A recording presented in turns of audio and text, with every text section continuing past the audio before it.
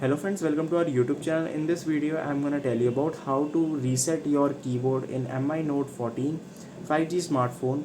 Before watching this video, if you have not subscribed to our YouTube channel, then subscribe to it and like our video. So let's start friends. First, let's open the settings. Now you have to click on apps. If you can't find, you can go to the search bar. Just tap on here.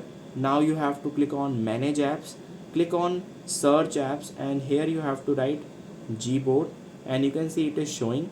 Just tap on here. Now it will show here it is clear data. First you can clear cache from here, and you can also clear data. It will erase files, settings, account, database, and cache. And this is how you can reset it. I hope you like this video. And now let's open the keyboard, and you can see it is showing the default keyboard.